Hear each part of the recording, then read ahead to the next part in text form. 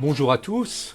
Eh bien, peut-être que vous allez être surpris puisqu'on vous avait annoncé le mois dernier qu'on ferait cette émission du mois d'août sur le massacre des Italiens qui a eu lieu à Aigues-Mortes le 17 août 1893. Et là, eh bien, on vous propose une émission sur Éric Zemmour. Bien, c'est un sujet, je dirais, d'actualité puisque, à double titre, puisque Éric Zemmour est né le 31 août 1958, donc bien comme on a décidé que nos émissions à chaque fois seraient centrées sur un événement historique du mois, on a pensé que ça pouvait être intéressant. Mais l'autre élément d'actualité, c'est évidemment que Éric Zemmour va publier un nouveau livre et qui, en filigrane, annonce sa candidature aux prochaines élections présidentielles. Alors là, on aborde une dimension de notre histoire populaire qui a aussi pour finalité d'aider les citoyens, je dirais, à les éclairer par rapport aux dimensions civiques, c'est-à-dire, en l'occurrence ici, par rapport à leur propre engagement de citoyens liés aux élections. Mais je dirais qu'il y a une autre dimension dans ce sujet qu'on a retenu ce mois-ci, c'est que Éric Zemmour, pour moi, est l'incarnation d'un certain profil d'histoire populaire, c'est-à-dire ce qu'on appelle les transfuges sociaux, c'est-à-dire des gens qui sont nés dans un milieu populaire et qui progressivement connaissent une mobilité sociale qui les conduise finalement à atteindre le monde des élites. Mais Éric Zemmour, c'est un profil bien particulier de transfuge social, si vous voulez, parce que c'est quelqu'un qui a connu une mobilité sociale en évoluant aussi fortement sur le plan politique, puisqu'il dit qu'au départ, il était vaguement de gauche et qu'aujourd'hui, eh bien, c'est l'incarnation d'un nouveau profil d'extrême droite. Alors ça, c'est pas nouveau dans l'histoire de la France contemporaine. Je l'ai étudié longuement dans un livre auquel je vous renvoie, parce qu'évidemment, là, je ne vais pas pouvoir développer très fortement ce que j'ai raconté dans ce livre, mais je montre que, si vous voulez, ce type de profil de polémiste, eh bien, a été inventé sous des formes, évidemment, qui étaient adaptées à la société de l'époque, par Édouard Drummond, l'un des chantres, disons, principaux de l'antisémitisme en France à la Belle Époque. Pour moi, c'est intéressant parce que ce type de profil, ce n'est pas contradictoire avec la démocratie. C'est au contraire ce que j'ai appelé dans mon livre, regardez le sous-titre, Édouard Drummond, Éric Zemmour et la part sombre de la République. Oui, parce qu'une démocratie, elle n'a pas que des côtés positifs. C'est un système politique contradictoire. Et là, on est donc confronté à ce type de contradiction. Je vous renvoie au livre. Mon livre va sortir en édition de poche à la découverte vers la mi-septembre. Donc, vous pourrez l'acquérir pour une somme modique. Voilà pourquoi on a intitulé cette émission « Du populaire au populisme ». Parce que la caractéristique de ce type de polémiste, c'est justement le populisme. Alors j'y reviendrai tout à l'heure pour vous donner ma propre définition. Dernier point, pour justifier le fait qu'on ait consacré cette émission à Éric Zemmour, c'est que dans ses propos, et de plus en plus, il dit que, eh bien, jusqu'à présent, il avait fait des diagnostics et que maintenant, il veut passer à la pratique. C'est pour ça qu'il annonce virtuellement, en filigrane, sa candidature. Et quand on lui demande quel est ce diagnostic, il se réfère à l'histoire.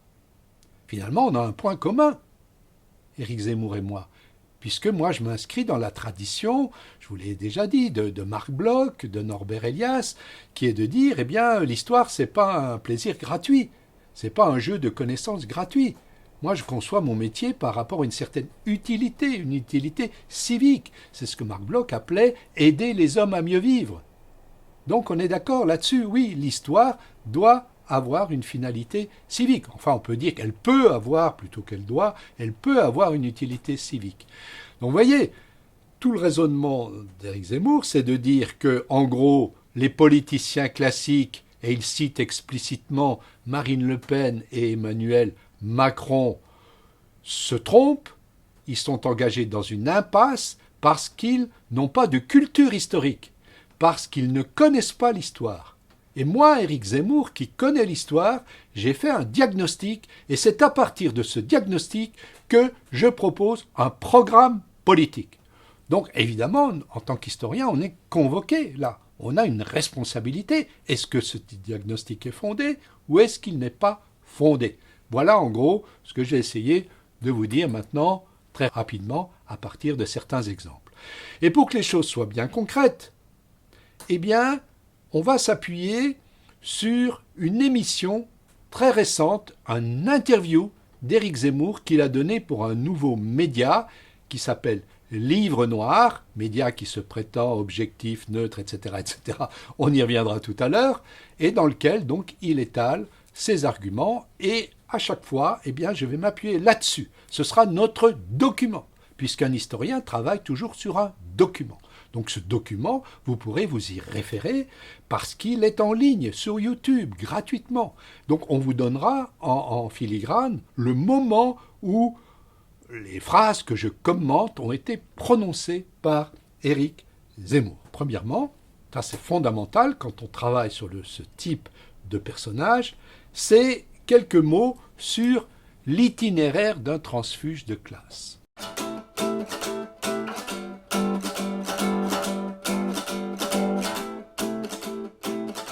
Alors, je reviens à ce que je disais tout à l'heure sur le mot populisme. Vous savez, c'est un mot qui est polysémique, comme on dit. Il peut être utilisé dans tous les sens. Vous avez aujourd'hui des militants politiques qui parlent au nom des classes populaires pour défendre leurs revendications. Ça, c'est pas du populisme pour moi. C'est nécessaire. C'est nécessaire que dans une démocratie, les différents milieux sociaux aient des porte-paroles et qui disent ce qui ne va pas, qui expriment la souffrance du peuple. Mais là, moi, je l'utilise, ce mot populisme, au sens traditionnel du terme, c'est-à-dire pour désigner des élites qui sont issues des milieux populaires et qui parlent au nom du peuple en défendant des thèses conservatrices, réactionnaires, on pourrait dire. Ça, c'est la tradition populiste, donc on rencontre depuis la Troisième République a mis en place les principes de notre démocratie, et donc le premier journaliste qui, à mon sens, a développé tout ça, c'est Drummond, j'y reviendrai tout à l'heure. Donc, dans l'entretien qu'il a donné à ce média, Livre Noir, eh bien, il insiste longuement sur, justement, ses origines populaires. Il nous raconte qu'il est né à Montreuil, en banlieue parisienne, ensuite il a vécu à Drancy, en banlieue parisienne. Ses parents ont déménagé pour vivre dans le 18e arrondissement, la partie populaire du 18e arrondissement de Paris. Lui-même est issu donc d'une famille de pieds noirs qui ont quitté l'Algérie et une famille qui, il dit très précisément, très très pauvre, puisque son grand-père était cordonnier, son père a commencé comme préparateur en pharmacie, puis il a créé sa petite entreprise, et au final, il a une dizaine d'ambulances, nous dit Éric Zemmour, toujours dans cet entretien. Alors, je le cite, « Je ne suis pas né dans un quartier huppé de Paris. » Point fondamental. Donc je sais de quoi je parle quand je parle du peuple. Oui, mais il oublie d'ajouter « Mais maintenant, je vis dans un quartier huppé de Paris. » Vous comprenez? Oui, parce que on le sait, Zemmour vit aujourd'hui dans l'un des quartiers les plus riches de Paris, 8e arrondissement de Paris. Donc, on a là un exemple de transfuge social qui l'a amené à s'identifier aux classes privilégiées. Il fréquente, on le sait, les cercles huppés, il vit dans ce milieu de l'élite politique, économique, mais ça, il ne le dit pas. Dans ce type de populisme, il y a toujours une occultation. Il occulte le monde dans lequel il vit aujourd'hui pour nous parler du monde où il vivait autrefois. Alors on verra tout à l'heure l'importance de cette trajectoire dans ce qu'on appelle, nous autres historiens, l'administration de la preuve. Oui, parce que quand vous affirmez des choses, quand vous prétendez faire un diagnostic, vous devez apporter des preuves. Alors on verra tout à l'heure le type de preuves que nous apporte Zemmour. Donc, point très important, l'occultation des réalités économiques. Ça, c'est une dimension fondamentale dans ce type de populisme. Bien évidemment, on verra pourquoi tout à l'heure. Ensuite, dans le même entretien, Éric Zemmour nous dit « Je travaille bien à l'école, j'étais toujours le premier de ma classe, etc. etc. » Donc c'est la méritocratie. Ce qui est d'ailleurs vrai, en bonne partie. Bon élève, il a franchi les obstacles et il a réussi le concours de Sciences Po. Et après cela, donc, il est devenu journaliste. Et puis, petit à petit, il a gravi les échelons. Il n'insiste pas beaucoup dans cet entretien sur l'évolution de sa carrière de journaliste, mais on la connaît par ailleurs. Donc, son succès, il le doit surtout à ses talents de polémiste à la télévision. J'insiste pas là-dessus, je vous renvoie à mon livre, je détaille tout cela. Maintenant, je voudrais passer à la deuxième partie de cette émission, c'est le fameux diagnostic. Puisque finalement tout son programme politique va dépendre de ce diagnostic. Alors ce diagnostic, c'est ce que j'appelle, moi, la conception zemmourienne de l'histoire.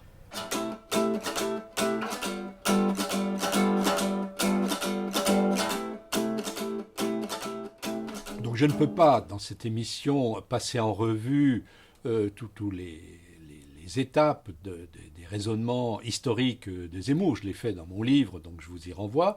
Je vais me limiter ici à un seul argument, qui est l'argument central, qui est ressassé dans cette interview de Livre Noir. C'est le cœur de son diagnostic. Éric Zemmour nous dit « La France est aujourd'hui menacée par un péril mortel ». Quel est ce péril? Le réchauffement climatique? Non, pas un mot là-dessus. La pandémie, qui depuis 2 ans nous tient enfermés, voilà, avec des passes sanitaires, etc., etc. Non, pas un mot là-dessus. La crise économique qui s'annonce, étant donné la dette publique qui s'est accumulée, rien là-dessus non plus. Non. Le vrai péril, c'est le grand remplacement. Qu'il appelle aussi, dans cette interview, la colonisation islamique. Si on ne fait rien contre ce péril, nous dit Éric Zemmour, on va assister à une guerre terrible.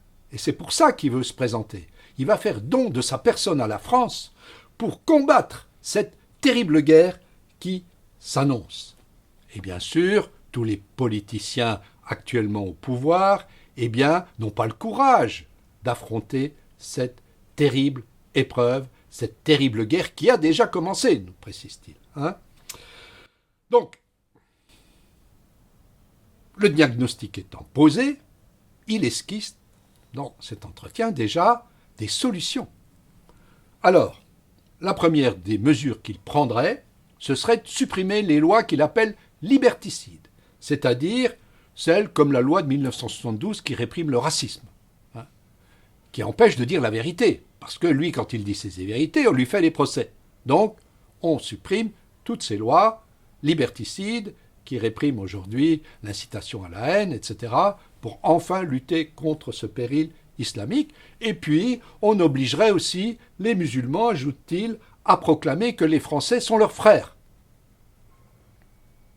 Alors, vous voyez aussi déjà, ça je ne peux pas insister là-dessus, ce serait trop long, mais le vocabulaire, d'un côté les musulmans, de l'autre les Français. Mais je croyais que la plupart des musulmans étaient français aussi. Donc on a là un registre identitaire qui est aussi que j'analyse, qui vise à choisir des mots pour impliquer, vous voyez, un certain type de raisonnement. Et puis, conclusion aussi, toutes les associations antiracistes qui lui font des procès, on les empêcherait de le faire. Bon, avis aux amateurs, je dirais, beau programme en perspective. Alors, évidemment, maintenant, en tant qu'historien, je ne veux pas me prononcer politiquement sur ces lois, mais en tant qu'historien, c'est mon devoir de dire est-ce que ce diagnostic est fondé, puisque Zemmour dit souvent que lui, il n'a pas de haine au fond. Il aime bien les musulmans quand ils respectent la loi, quand ils sont gentils, etc., etc. Il a même des amis musulmans, je suppose. Mais il fait des constats rationnels. Alors, rationnellement, prenons l'exemple qu'il donne du grand remplacement. Il dit donc que la banlieue où il a vécu, et là il dit, moi je vous parle par expérience, puisque j'y ai vécu, je suis témoin, je sais de quoi je parle, c'est pas comme toutes ces élites qui ont toujours vécu dans les beaux quartiers. Eh bien, les lieux où j'ai vécu ont été complètement submergés. Une population a disparu, a été remplacée par une autre. C'est ça le grand remplacement. Ces Français de souche qui étaient là depuis 1000 ans, dit-il, eh bien, ils ont disparu. Et maintenant, eh bien, c'est l'africanisation de ces quartiers. Et il dit que ce remplacement, que cette substitution d'une population à une autre, c'est un événement unique dans l'histoire de l'humanité. Et il répète ça 2 fois, vérifié dans l'émission. Il répète 2 fois, c'est un événement unique dans l'histoire de l'humanité. Et il ajoute même, et je pèse mes mots. Alors moi, je vais peser mes mots aussi en disant, c'est faux. Je renvoie au livre que j'ai écrit sur l'histoire de l'immigration. En 1930, il y avait 1700 communes en France où la population étrangère était plus importante que la population française. Bon, je ne détaille pas tout ça, je l'ai fait amplement dans mes travaux, je vous y renvoie. Et je vais prendre un autre argument que développe Éric Zemmour dans la même interview concernant la criminalité de ces populations venues d'ailleurs. Alors là, dans cette émission, très précisément, il reprend un argument que Trump avait déjà utilisé en 2017, c'est l'exemple de la Suède. En gros, l'argument, c'est de dire, regardez, en Suède, ils ont été généreux, ils ont accueilli un grand nombre de réfugiés, et total, eh bien, on constate que la courbe des viols a explosé. Donc, il y a la preuve que nous sommes confrontés à une guerre. Et finalement, dit Zemmour, on me reproche d'être hostile aux féministes, mais pas du tout. Je suis le plus grand féministe de ce pays, puisque je protège les femmes en protégeant notre pays, puisque quand on accueille généreusement les immigrés, eh bien les viols augmentent. Sauf que, évidemment, ce qu'il ne nous dit pas, là encore, c'est que le gouvernement suédois a fait une mise au point où il explique qu'en fait, c'est la législation réprimant la criminalité sexuelle qui a changé. La loi est devenue beaucoup plus sévère, ce qui a incité beaucoup de femmes qui avant n'osaient pas dire qu'elles avaient été victimes d'agressions sexuelles, ça les a incitées à le faire. On a changé donc les statistiques, la définition même des agressions sexuelles a changé, ce qui fait que la courbe a augmenté. Mais le gouvernement suédois précise que ça a commencé avant que la courbe des demandeurs d'asile augmente.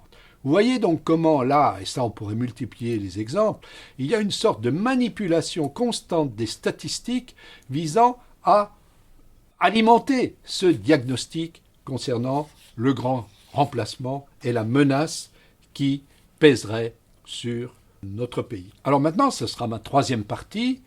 Je voudrais essayer d'analyser la rhétorique d'Éric Zemmour.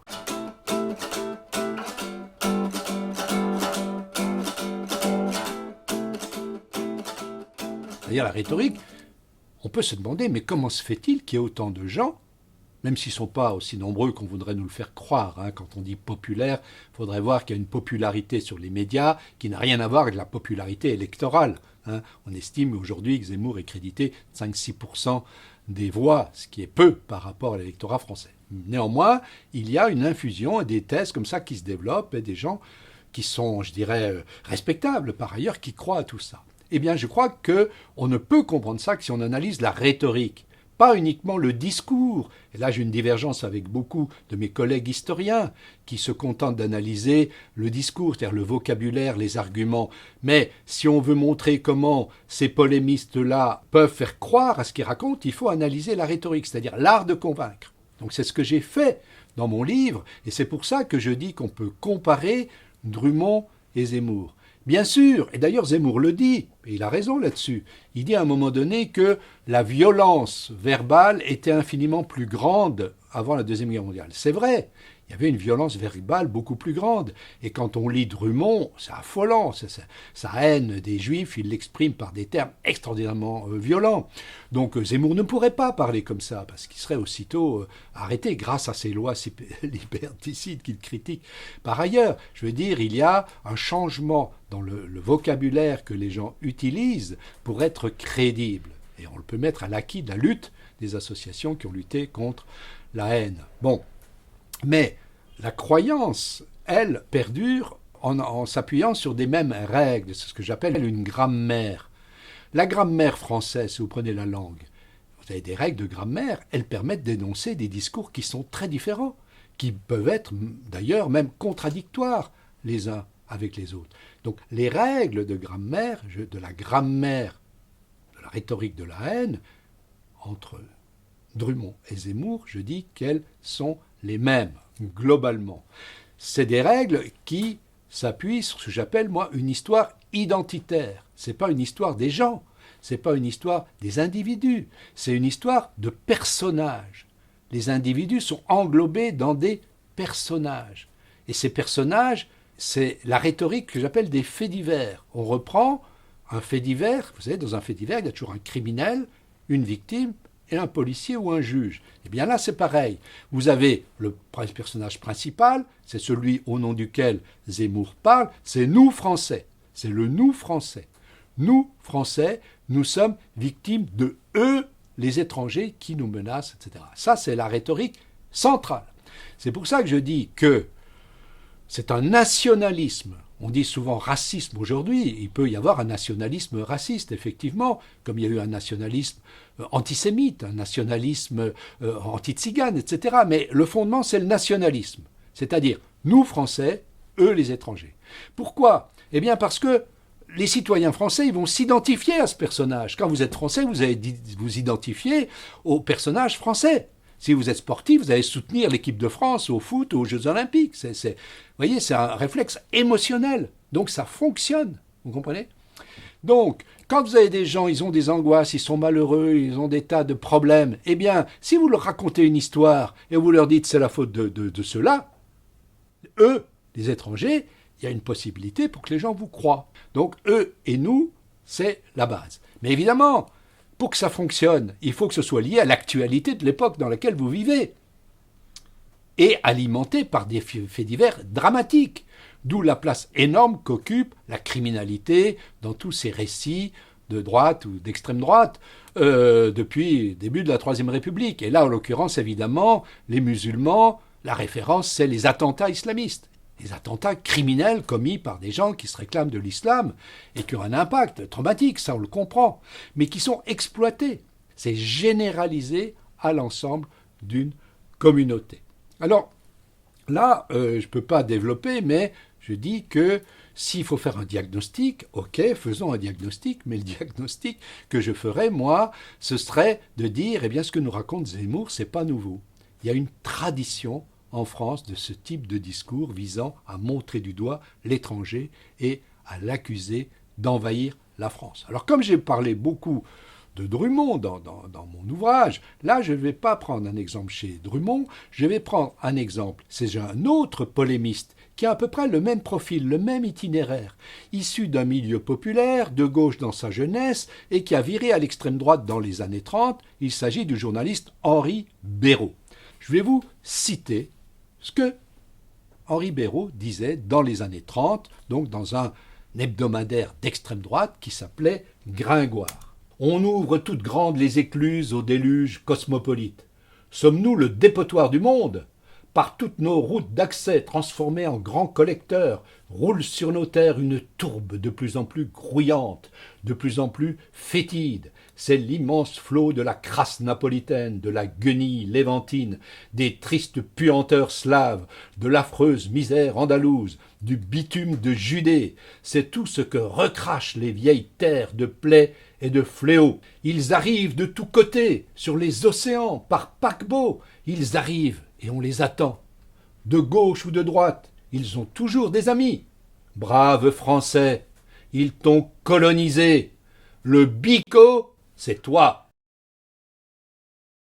Dans ce texte-là, ce journaliste polémiste nous dit, eh bien, nous sommes colonisés par les Bikos. Les Bikos, ça veut dire les Arabes, les Nord-Africains, etc. Donc vous voyez que là, il y a un registre très ancien au niveau de l'extrême droite. Ce qui change, c'est le nom des barbares. Effectivement, on peut dire que Zemmour va tirer profit d'une certaine actualité, celle qui dure maintenant depuis près de 20 ans, concernant le voile islamique, en faisant finalement de cette affaire du voile la preuve, vous voyez, que nous serions en guerre, la preuve que ces femmes qui portent le voile ne veulent pas s'assimiler, veulent rester fidèles à leur religion. On peut tout à fait rester fidèle à sa religion et s'intégrer dans une société.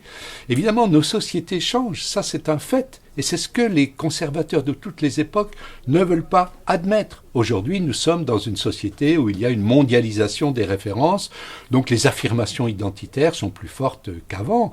Zemmour dit d'ailleurs aussi qu'on voit aujourd'hui des jeunes juifs qui portent la kippa dans la rue, ce qui ne se faisait pas quand lui-même était enfant. Donc, en tant que citoyen, c'est légitime, on peut être pour, contre ces évolutions de société. Là où ça devient vraiment problématique, c'est d'en faire le cœur d'une politique. Parce que comment lutter contre ces questions-là ? Il faut lutter contre l'ensemble de la mondialisation. Alors d'un côté, on va se focaliser là-dessus, sur les modifications dans les références culturelles, je dirais, et de l'autre, eh bien, on voit, Zemmour étant le premier, et d'ailleurs son site également, qui utilise les réseaux sociaux, Spotify, Deezer, YouTube. Or, ce sont des éléments qui relèvent de la même logique. On pourrait aussi ajouter qu'il existe des sociétés qui sont aussi démocratiques que la nôtre. Je pense aux États-Unis, au Royaume-Uni, où le fait de pouvoir porter un foulard est considéré comme un élément tout à fait important des libertés individuelles.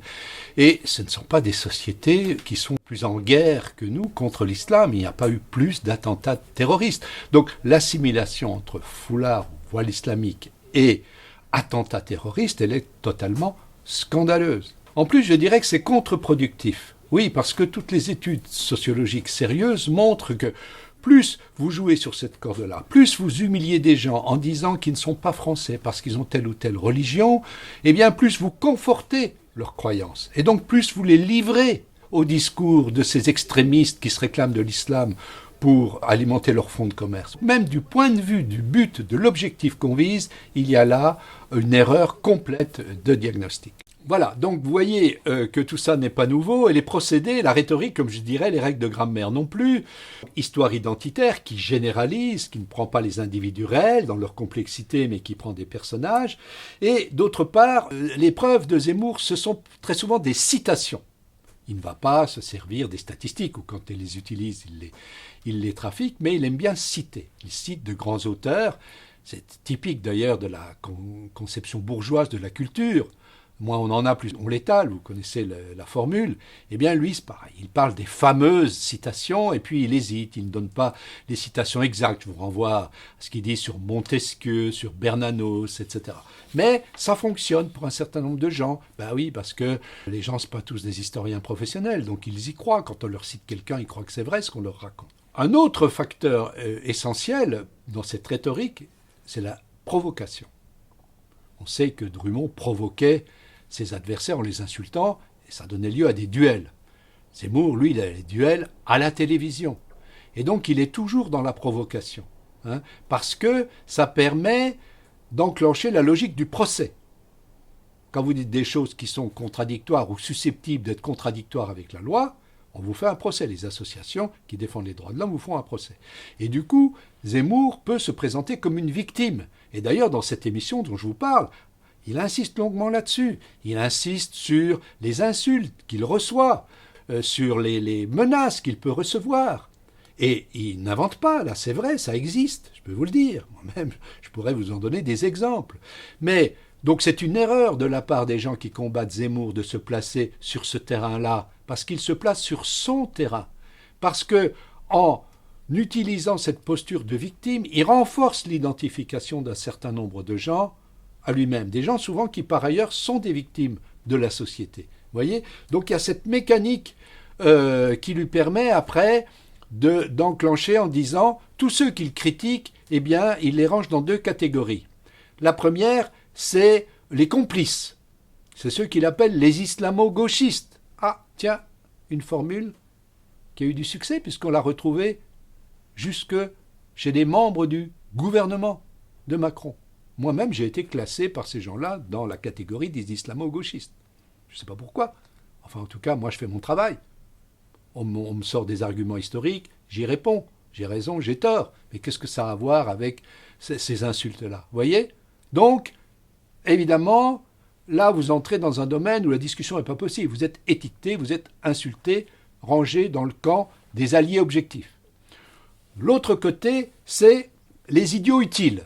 Expression aussi qui ne l'utilise pas dans cette interview, mais voilà, on le sent en filigrane. Les idiots utiles, c'est les naïfs.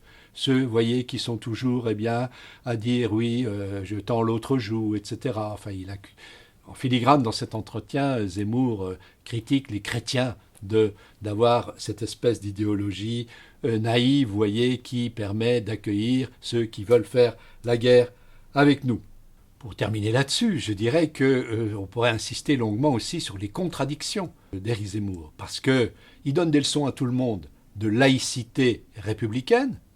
C'est un des grands reproches qu'il fait justement aux musulmans, en les accusant à tort, parce que tout le monde est obligé de respecter la loi aujourd'hui.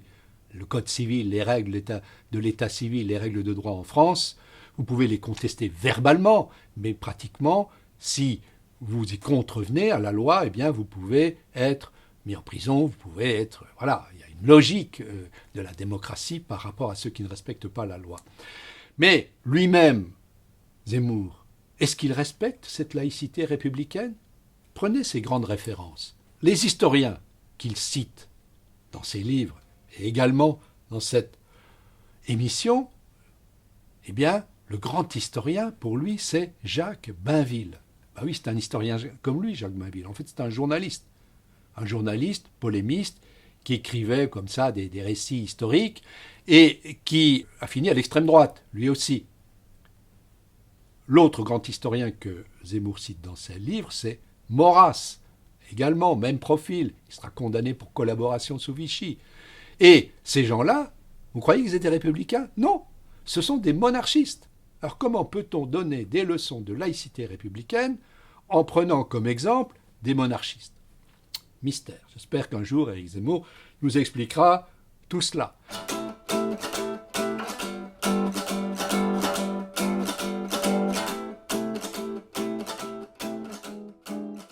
Il faut éviter de trop personnaliser les choses. Quand on est historien, surtout comme moi, quand on est socio-historien, on sait que ce ne sont jamais les individus à eux seuls qui font l'histoire. C'est une autre divergence avec Zemmour. Zemmour est fasciné par les grands hommes. Tout ce qu'il raconte sur l'histoire, c'est toujours des grands hommes, des grands personnages. C'est un peu l'histoire à la Stéphane Bern, si vous voulez. Louis XIV, Napoléon, De Gaulle, etc., etc. Ben oui, mais ça, c'est voir les choses depuis le haut. Nous, on essaye de faire de l'histoire populaire. L'histoire populaire, c'est le lien qui se tisse entre ceux d'en haut et ceux d'en bas. Alors dans le cas de quelqu'un comme Zemmour, c'est intéressant parce que les deux se conjuguent au sein du même personnage. Mais vous croyez que ce que raconte Éric Zemmour aurait beaucoup de succès s'il n'était pas soutenu par des forces puissantes? Évidemment, non. Vous avez le capitalisme qui est derrière. Et c'est ce que je montre dans mon livre aussi par rapport à Drummond.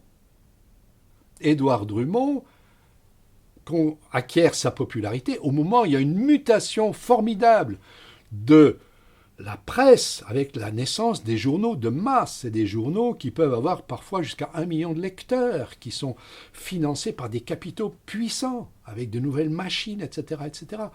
Zemmour, son succès, il est lié aux nouvelles mutations de l'industrie de la communication, les chaînes d'infos en continu et les réseaux sociaux.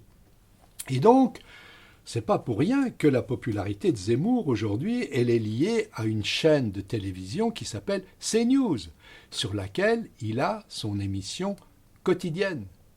Et cette émission, eh bien, elle diffuse tout ce que je viens de vous raconter à G continu. Et le propriétaire de cette chaîne, eh bien, comme vous le savez, il s'appelle Vincent Bolloré. C'est l'un des principaux milliardaires français. Ce patron de presse n'hésite pas à licencier des journalistes, comme vous l'avez peut-être suivi sur Canal+, quand ils sont un petit peu critiques.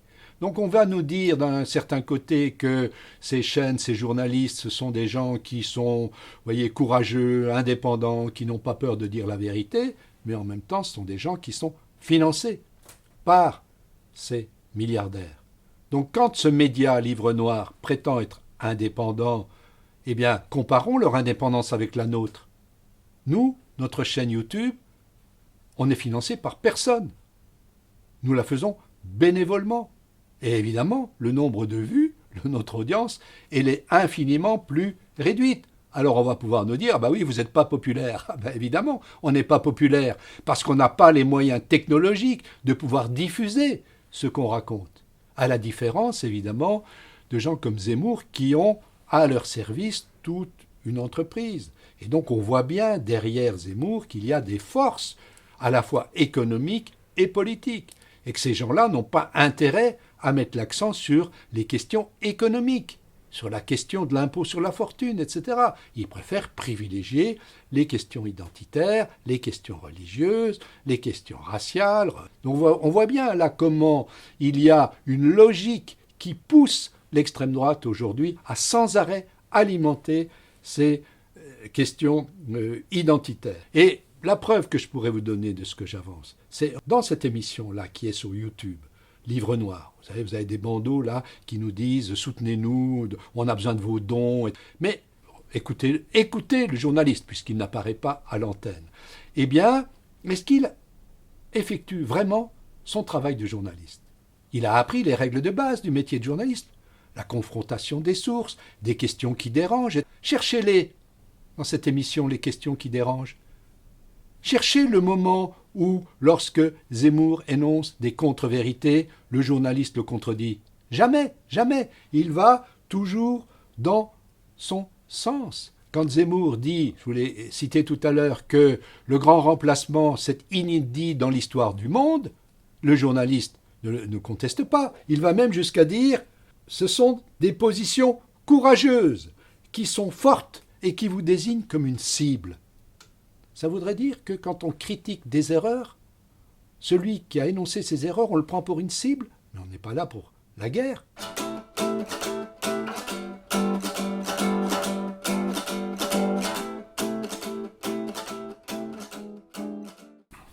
Alors vous voyez que finalement, ce diagnostic que nous propose Éric Zemmour dans cette interview, eh bien il n'a rien de nouveau.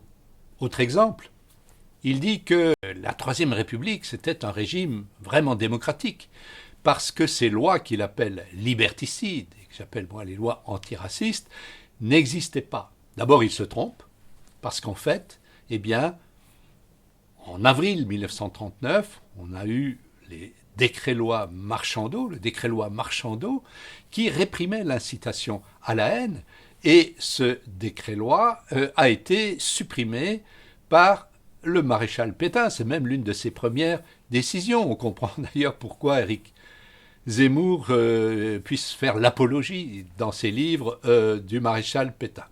Mais de toute façon, en 1939, il était déjà trop tard.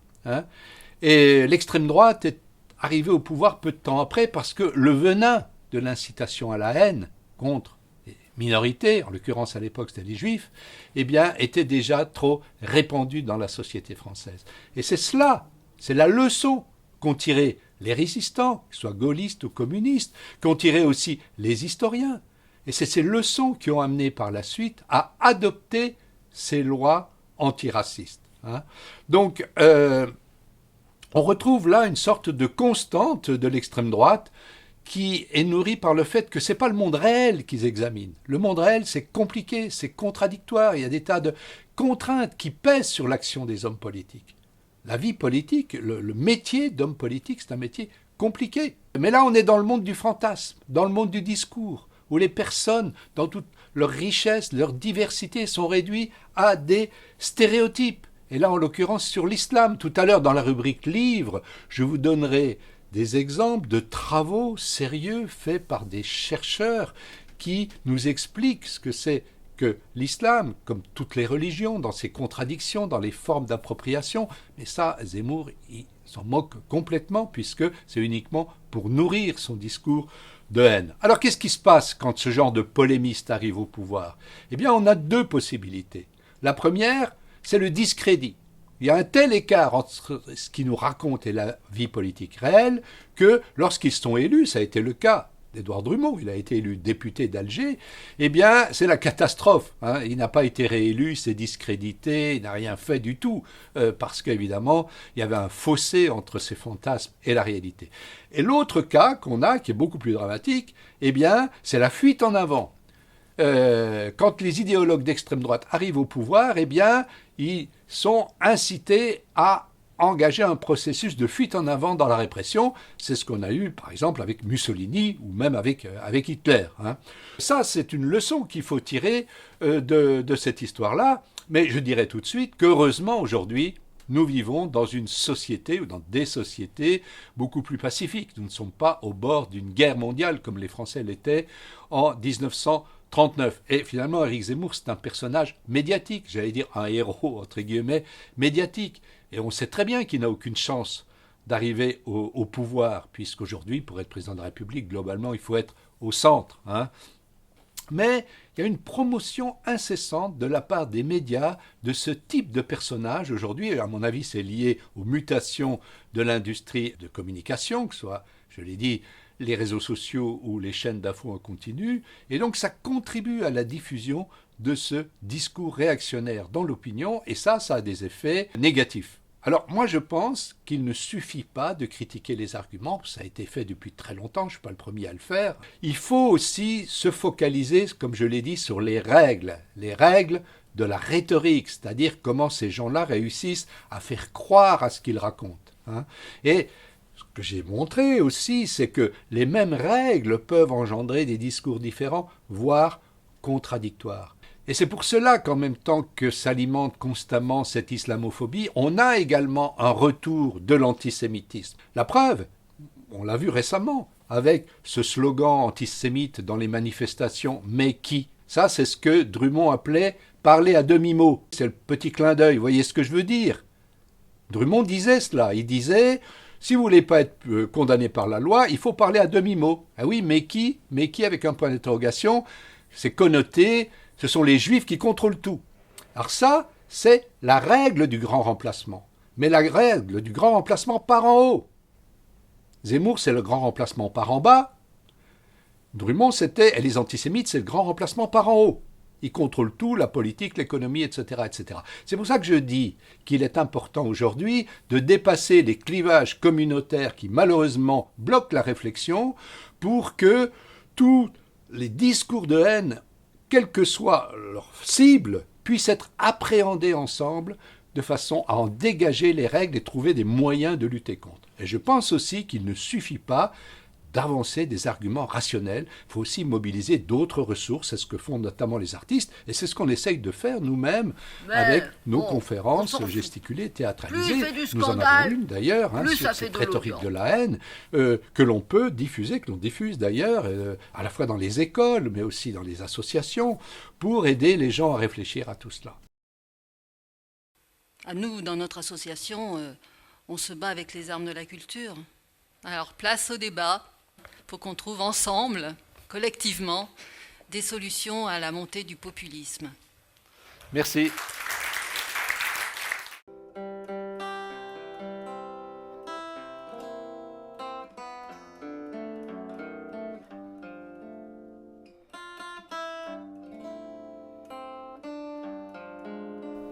Alors, pour notre rubrique livre d'aujourd'hui, je commencerai par vous parler d'un collègue, d'un éminent érudit, anthropologue, philosophe, malheureusement décédé en 2016 à l'âge de 63 ans, qui s'appelait Malek Shebel.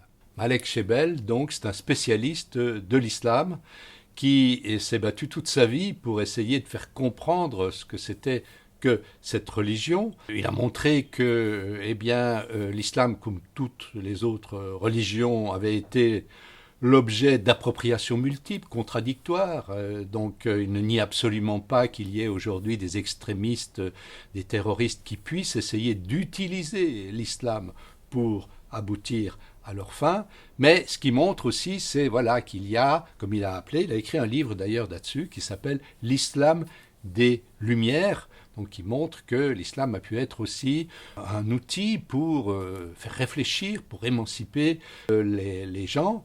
Et Malek Shebel a retraduit et réédité le Coran, et tous ceux qui s'intéressent aux religions pourraient le lire, faire l'effort aussi de voir la richesse finalement de cette religion, et c'est peut-être le meilleur moyen de combattre les islamistes radicaux, c'est de montrer que c'est un combat donc universel.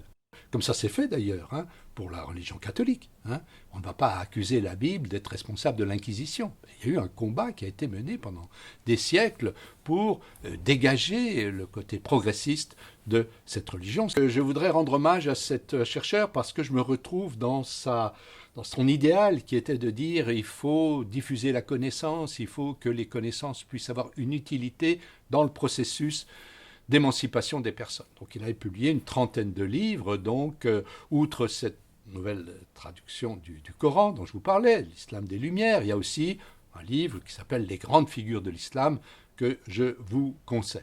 Maintenant, deuxième point, je voudrais également vous parler d'un livre qui, celui-là, est beaucoup plus ancien puisqu'il date en fait de 1989 et qui a été extrêmement utile pour moi dans ma réflexion sur tous ces discours de haine. C'est l'ouvrage ou les ouvrages d'un linguiste canadien qui s'appelle Marc Angenot. Et Marc Angenot a publié un ouvrage aux presses universitaires de Vincennes qui s'appelle « Ce que l'on dit des Juifs en 1889, antisémitisme et discours social ». C'est un livre très important. Et je regrette que les historiens ne s'en soient pas emparés pour renouveler la réflexion sur les idéologies d'extrême droite, parce qu'ils ne se contentent pas d'analyser les discours antisémites, il analyse aussi la rhétorique, c'est-à-dire tous les éléments qu'il faut prendre en compte pour expliquer comment on fabrique des croyances. Et il montre justement le rôle essentiel qu'Édouard Drummond a joué dans ce processus.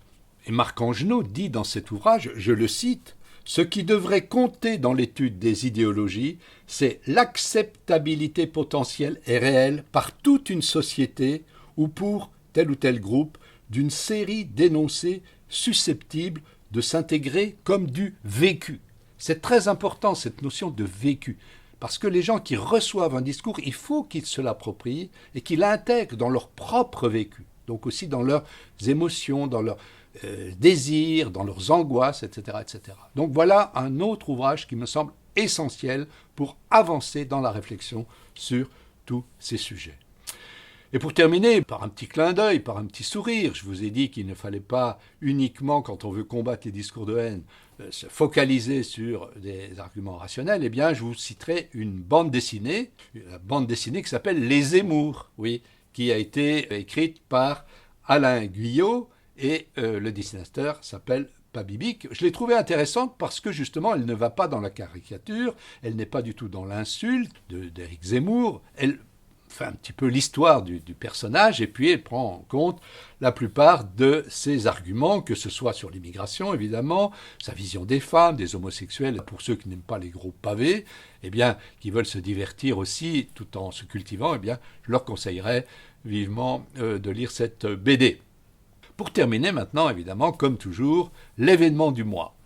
Alors, l'événement du mois, on a choisi cette année justement de montrer une autre image, une autre facette des utilités civiques de l'histoire, puisque Zemmour nous dit que l'histoire doit servir à comprendre le monde dans lequel on vit et à agir dans le monde dans lequel on vit. Eh bien oui, bien des historiens sérieux, professionnels, eux se mobilisent aussi dans cette direction-là, mais d'une manière tout à fait autre, en proposant ce qu'on pourrait appeler une histoire par en bas. Alors cette histoire par en bas, elle va être concrétisée à partir de cette année, notamment par la biennale de Tulle qui aura lieu du 10 au 12 septembre. Donc il est encore temps de vous inscrire. Alors il y a un site internet, je vous y renvoie, il est affiché là en bas de l'écran, où vous pourrez trouver toute la richesse de ce programme. L'originalité, c'est que c'est une biennale européenne d'histoire locale. L'idée, c'est de consolider les liens entre les populations européennes, mais par en bas. Parce qu'on reproche souvent à l'Europe d'être bureaucratique. Là, voilà, l'idée, c'est de faire cause commune entre les différents acteurs des pays d'Europe. Et la première édition, elle va être focalisée sur l'Europe dans les années 50, évidemment, parce que c'est le début du processus de la construction européenne. Seront analysées les transformations économiques, sociales, culturelles, mais toujours au niveau du vécu ordinaire. Donc, vous voyez, on est tout à fait en phase avec notre conception de l'histoire populaire. Donc, on est très heureux que Cénal puisse enfin se tenir, puisque l'année dernière, elle a été supprimée en raison de la Covid. Mon collègue Jean Boutier, qui est le président du comité d'honneur de cette biennale, m'a fait l'honneur de me proposer de présenter la conférence inaugurale de la biennale, donc, et je parlerai à cette occasion-là, des hommes du fer en Lorraine dans les années 50, vous voyez, dans cette région qu'on appelait le pays des trois frontières. Donc ce sera peut-être une occasion de vous rencontrer et de discuter de toutes ces questions-là de vive voix. Voilà, je vous remercie et je vous dis à bientôt.